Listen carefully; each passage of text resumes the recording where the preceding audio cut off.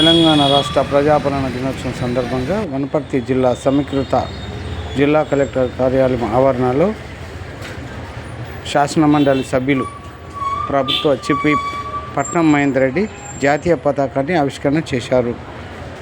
కార్యక్రమంలో Wanaparthy MLA Megha Reddy, DCCB chairman Vishnuvardhan Reddy, Wanaparthy జిల్లా collector ఆదర్శ సురభి, వనపర్తి జిల్లా ఎస్పీ రావుల గిరిధర్ తదితరులు పాల్గొన్నారు.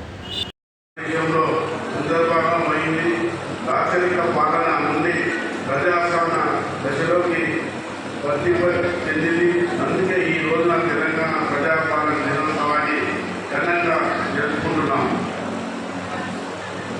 దేశానికి స్వాతంత్రం వచ్చిన తర్వాత 555 సంవత్సరాలు ఇండియన్ యూనియన్తో కలిశాయి. హైదరాబాద్ సంస్థ మాత్రం స్వతంత్ర రాజ్యాంగం ఉండేందుకు నిర్ణయించుకున్నది. ఈ ప్రాంత ప్రజల మేరకు భారత ప్రభుత్వం ఆపరేషన్ పోలో చర్య ద్వారా సెప్టెంబర్ 17, 1948 తెలంగాణ ప్రాంతాన్ని ఇండియన్ యూనియన్తో భాగమైంది.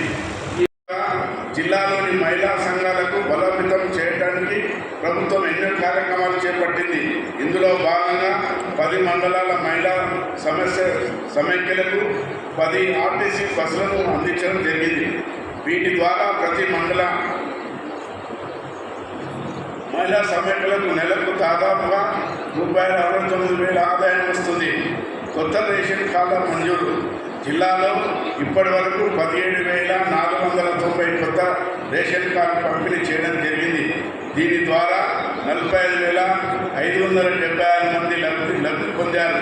అలాగే ప్రస్తుత కాలంలో కొత్తగా 29,858 మందిని చేర్చడం జరిగింది. ఒక్కొక్కటిగా అమలు చేస్తున్నది మహాలక్ష్మి పథకం.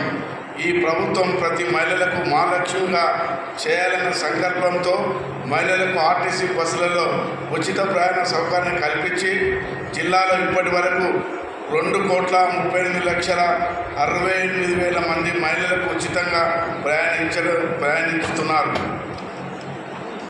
చేసుకొని 227 ఇళ్లకు ₹2 లక్షల లాభాలను పూర్తి చేస్తున్న 110 ఇళ్లకు ₹4 లక్షల మరియు నిర్మాణం పూర్తయిన 4 ఇళ్లకు ₹5 లక్షల చొప్పున లబ్ధిదారులకు మొత్తం ₹26,73,00,000 వారి ఖాతాలో జమ చేయడం జరిగింది. గృహజ్యోతి పథకం. ఈ పథకం రేషన్ కార్డు కలిగిన ప్రతి కుటుంబానికి 200 యూనిట్ల విద్యుత్తును విద్యుత్ సరఫరా చేస్తుంది. జిల్లాలో ఇప్పటి వరకు 22,708 కుటుంబాలకు ₹30,40,00,000 లబ్ధి పొందారు. అదేవిధంగా జిల్లాలో కొత్తగా 33 kV సామర్థ్యం కలిగిన 29 ఉప కేంద్రాలను ₹45,43,00,000 వ్యయంతో ప్రారంభించబడి పనులు